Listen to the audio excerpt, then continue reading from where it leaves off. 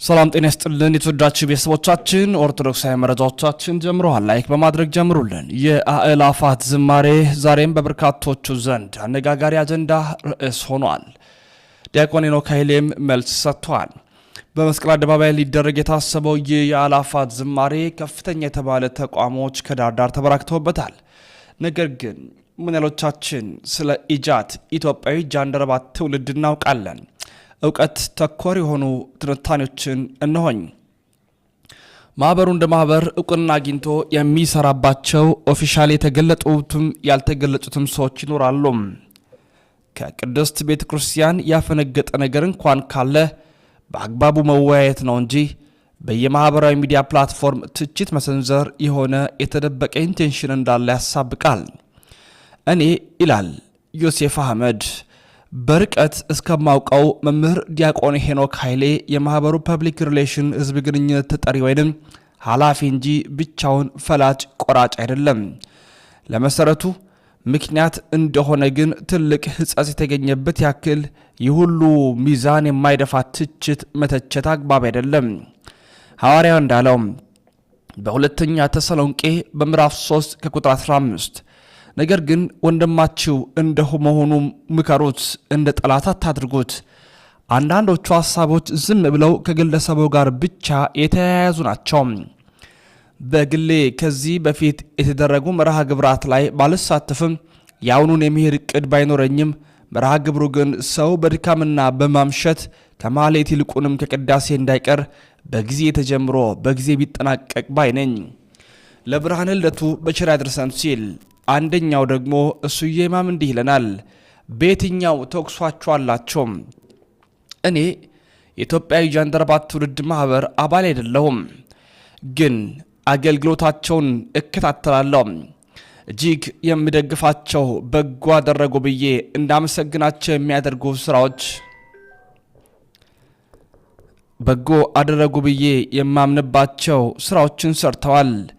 በአንጻሩ ደግሞ ሊያስተካክሏቸው የሚፈልጉ ነገሮችን ሳይ በዚህ ገጽ ጥቆማ ሰጥቼ አውቃለሁ።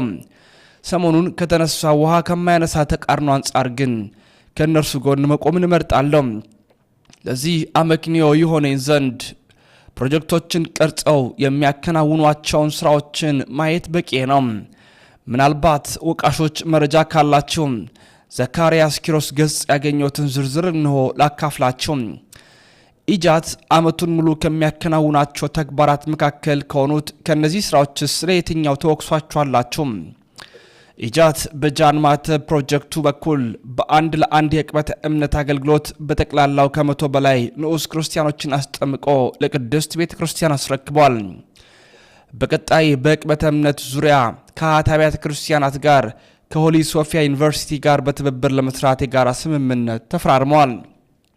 ኢጃት በጃን ቂርቆስ ፕሮጀክት በኩል ለችግር ያሉ ህጻናት ለ3 ዓመታት በሚቆይ የገንዘብ የትምህርት ቁሳቁስ ድጋፍ ከማድረግ በተጨማሪም እናቶቻቸው በጥቃቅንና አነስተኛ ስራ ተሰማርተው ራሳቸውን እንዲችሉ የሚያስችል ስልጠና ሰጥቷል። ኢጃት በጃን ቃና ዘገላ ፕሮጀክት በኩል ጋብቻቸውን በስርዓተ ቤተ ክርስቲያን ላልፈጸሙ ባለትዳሮች የነሳ ትምህርትና ጋብቻን በቅዱስ ቁርባን የማጽናናት ትምህርት መርሃ ግብር አከናውኗል። ኢጃት በሌላ ፕሮጀክቱ ኦርቶዶክሳውያንን በሙያ ለማብቃትና ጠንካራ የኢኮኖሚ መሰረት ያለው ክርስቲያናዊ ህብረት ለመፍጠር በ2018 ከፍተኛ ትምህርት ለሚጀምሩ ኦርቶዶክሳውያን ከ30 በላይ በሚሆኑ ዘርፎች በባለሙያዎች የሚቀርብ የሥራ መስክ ገለጻ መርሃ ግብር አከናውኗል። ኢጃት ወጣቶች ቅዳሴ ላይ በመሳተፍ ክርስቲያናዊ ህይወታቸውን እንዲያጠናክሩና የቅዳሴውን ምንነት እንዲረዱም ተከታታይ የቅዳሴ ተስዕጦና የቅዳሴ ምንነት አቅርበዋል። ኢጃት በጃን አግናጢዮስ ፕሮጀክት በኩል የሱባኤ አግናጢዮስ የአዳጊ ልጆች የክረምት ትምህርት መርሃ ግብር በማዘጋጀት ለህፃናት ተከታታይ ኦርቶዶክሳዊ ትምህርት ሰጥቷል። በኢትዮጵያዊ ጃንደረባ ትውልድ ጃን ቂርቆስ 3 ንዑሳን ፕሮጀክቶች መካከል አንዱ በሆኑና በማደጎ ህጻናት ላይ በሚሰራው የቅዱስ ዮሴፍ ንዑስ ፕሮጀክት በኩል የተዘጋጀው የመጀመሪያ ዙር ስልጠና ልጆችን በማደጎ ወስደው ማሳደግ ለሚፈልጉና የማደጎ ህጻናትን ወስደው በማሳደግ ላይ ላሉ ወላጆች ስልጠና ሰጥቷል። የኢትዮጵያዊ ጃንደረባው ትውልድ በማህበራዊ ጉዳዮች ማስተባበሪያ ጃን ጳውሎስና ሲላስ ከጃን ቃና ዘገሊላ ጋር በመሆን 44ቱን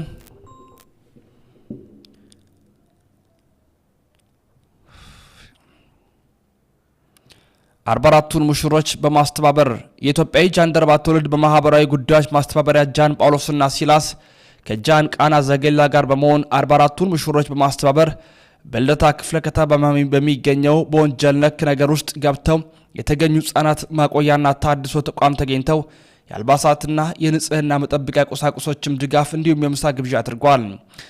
ኢጃት በጃን ቃና ዘገሊላ ፕሮጀክት በኩል ለጋብቻ የተዘጋጁ ኦርቶዶክሳዊ የጋብቻ ትምህርት በመስጠት በቅድስት ቤተክርስቲያን ስርዓት በቅዱስ ቁርባን በተክሊል ጋብቻቸውን እንዲፈጽሙ አድርጓል። በየትኛው ተወቅሷቸዋላችሁ? በተደጋጋሚነት ስለ ኢጃት ብዙ ነገሮችን መጥቀስ፣ ብዙ ነገሮችን መተንተን፣ ብዙ ነገሮችን ማቅረብ ይቻላል።